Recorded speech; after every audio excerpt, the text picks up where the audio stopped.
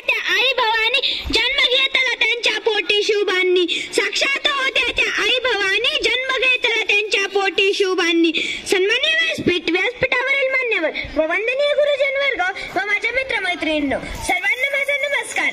आज मी आपल्या समोर स्वराज्य जननी राजमाता जिजाऊ यांच्या यशोगाथा सांगण्यास उभे आहे. सर्वप्रथम राजमाता जिजाऊंना माझा मानाचा मुजरा, मानाचा मुजरा, मानाचा मुजरा.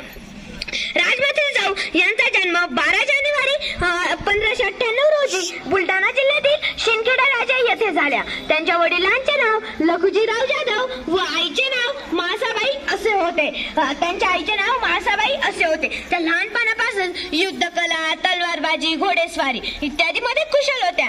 त्या जिद्दी, करारी व बाणेदार स्वभावाच्या होत्या. त्यांना अन्यायाविरुद्ध चीड होती. कर्म ते तुमचे जिजाऊ उपकार कधी न फिटणार, कर्म ते तुमचे जिजाऊ उपकार कधी न फिटणार. चंद्र सूर्य असेपर्यंत नाव तुमचे न मिटणार, चंद्र सूर्य असेपर्यंत नाव तुमचे न मिटणार. जिजाऊंचा विवाह सन 1605 मध्ये शहाजीराजे भोसले यांच्याशी झाला. त्यांना प्रतापवीर संभाजी महाराज व छत्रपती शिवाजी महाराज हे दोन पुत्ररत्ने होती. हिंदवी स्वराज्याचे स्वप्न जिजाऊंनी शिवरायांमध्ये पाहिले.